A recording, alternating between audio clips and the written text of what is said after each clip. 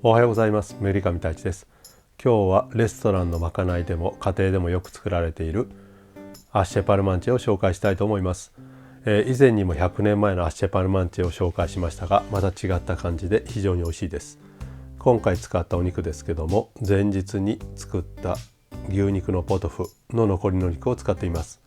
もちろんこのお肉の代わりに鴨肉、子羊の肉などスパイスを効かして作ってもまた違ったシェパルマンチができて美味しいと思います。それでは作っていきましょ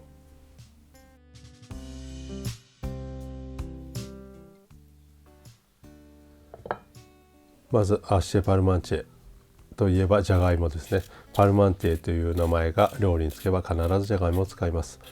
まずそのじゃがいもからエプルシェしていきます。よく洗ったじゃがいもをエコノムを使って皮を剥いていきます。横の細い面を一周剥いてから、あと平らな面をこのようにエコノムで剥いていきます。今回使っているじゃがいもの品種ですけども、アグリアという品種になります。日本で言えば、男爵芋ですねの種類になります。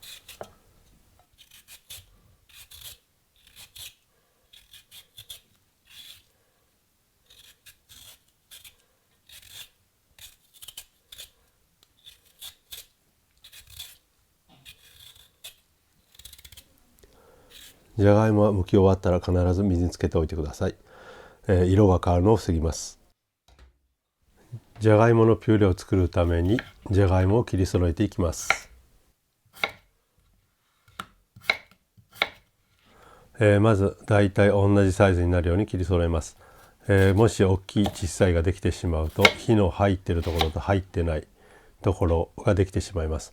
火の入ってない部分をそれを一緒にタミゼ裏ごしてしまうと粘りが出てしまいます。なのでなるべく大きさを揃えてください。またじゃがいものピューレを作るポイントは他に動画がありますので、そちらを参考にしてください。じゃがいもは水から塩を入れて火を入れていきます。ちょうどきっちり火が入ったかどうか包丁を刺して確かめて、スッと抜ければ火が入ってますので、このまま水気を切って裏ごしタミゼしていきます。裏ごしするときは必ず熱い状態のまま裏ごしてください。冷えたじゃがいもを裏ごししてしまうと粘りが出る原因になります。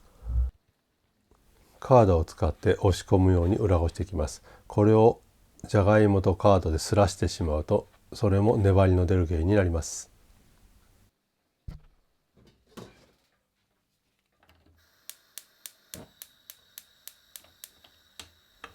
温めた鍋にバターを入れて溶かしていきます。そこに先ほどタミゼしたじゃがいもを入れて混ぜていきます。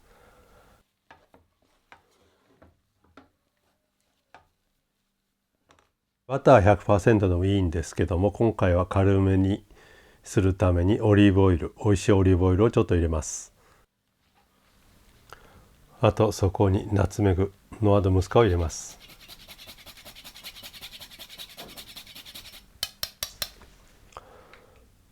もちろんこの時ですけども、ずっと鍋の火はついています。弱火でずっとつけています。そこに牛乳を入れてじゃがいもの濃度を調節します。よく言うじゃがいものピューレが付け合わせに使うじゃがいものピューレよりかはだいぶ硬くなっています。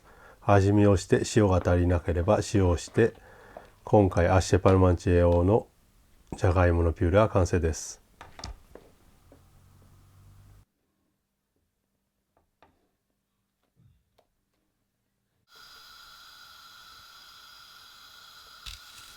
続いてアッシェパルマンチェ用の肉の部分ですねを作っていきたいと思います。まず玉ねぎをエプルシェ、皮を剥いていきます。今回は芯を残して後でみじん切りにしますので、芯を残しながらエプルシェしていきます。もちろん一番上の乾いている皮、あと中腐ってないか確認してエプルシェしてください。その後普通にしずれですね、しずれしていきます。細かく縦に筋を入れて、あと横に1回筋を入れ直して、あとはそのまま切っていきます。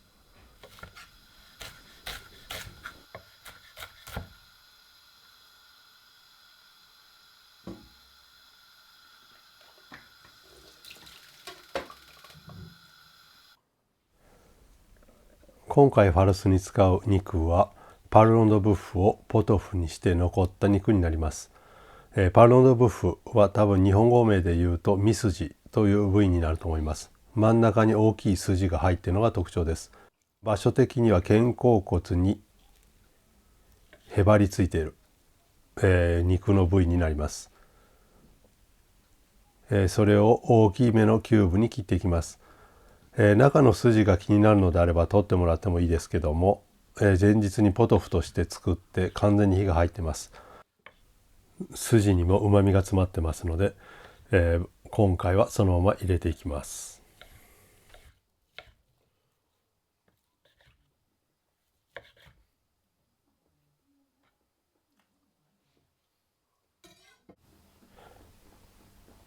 最後のガルニチュールの一つ、イタリアンパセリをコンカッセにしていきます。よく洗ってサラダドライヤーで水気を切ったパセリの葉っぱだけを包丁を動かしながらですね、潰さずにコンカッセにしていきます。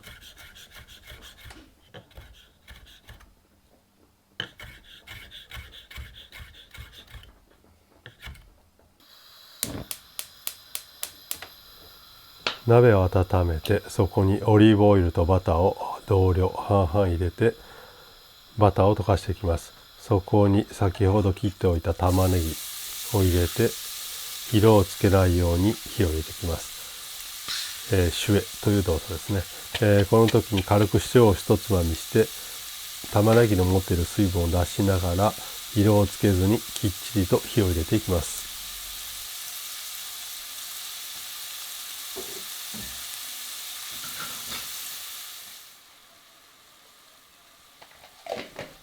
シュエする時に一緒にローリエとタイムを入れます。こうすることによって非常にアロマ、香りが玉ねぎに移って美味しいファルスになります。ここできっちり火を入れてやらないと後から白ワインバンブランを足します。バンブランの酸味で、なかなか火が入りにくくなりますので、まず最初にきっちり色をつけずに火を入れてください。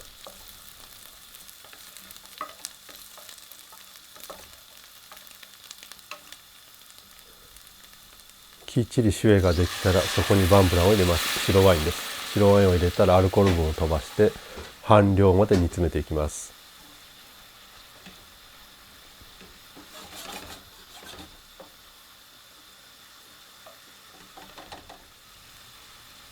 きっちり半量まで煮詰まったら先ほど切ったパルロンドブフ肉のモルゾーを入れていきます。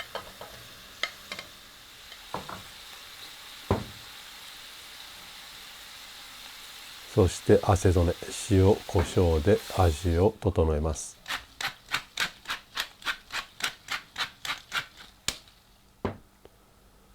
でよく混ぜた後、そこにフォンドボーを足します。フォンドボーは他に動画がありますので、そちらを参考にしてください。そこから今からミジョテという状態ですね。うまみを肉に含ましながらゆっくり火を入れていきます。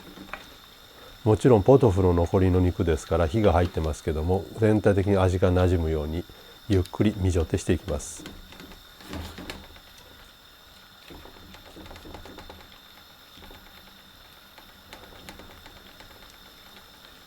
もちろんここで一粒味を確認しておきます。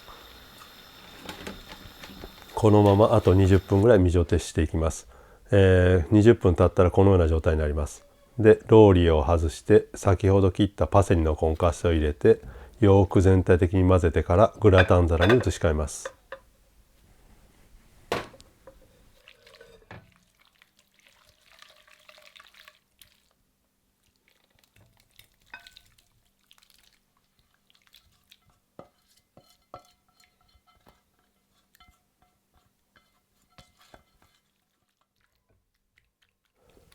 ファルスをグラタン皿に移し替えたら平らにします。そこに先ほど作っておいたじゃがいものピューレを全体的に覆いかぶさるように置いていきます。見てもらって分かるようにガルニチュールで使うピューレよりもだいぶ固めに作ってあります。このピューレをガルニチュールで使うピューレぐらいバターを入れてモンテしてしまうとオーブンに入れてる間に活性油が出てきてしまいます。なのであえて少なめにしてこれぐらいの硬さに仕上げた方が美味しくグラタンが仕上がります。最後に上からパン粉を軽く全体的に振って、あと胡椒ですね。ここは好みで白でも黒でも構わないと思います。を振って、あとは180度のオーブンに入れて終わりです。ここで粉チーズ、フロマージュラペですねを振っても美味しく食べれますので試してみてください。あとは180度のオーブンに30分入れるだけで完成です。ただ今回じゃがいものピューレも熱い状態、中のファルスも熱い状態です。なので30分で済みますが、もしこれを前日に作って冷蔵庫などに入れておくとまた時間がかかってきますので調節してください。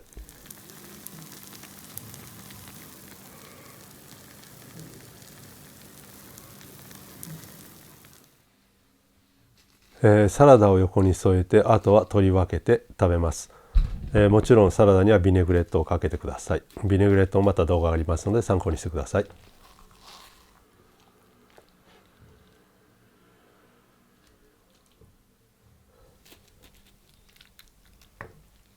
以前動画で100年前のアッシェパルマンチェを紹介しましたが、全く違った感じです。もちろん中に入っているものは一緒ですけども、今回紹介したのが最近ごく一般的に言われているアッシェパルマンチェになります。このアッシェパルマンチェですけども、最近ではレストランで提供されることはだいぶなくなってきていると思います。ただレストランのまかないですね、スタッフのまかないのご飯にはよく出されると思います。私がよくまかない作っていた頃は番家で残った、鴨肉もしくはアニョですね、子羊の肉にスパイスなどを効かしてよく作ってみました。今回ガルニチュールにサラダを添えました。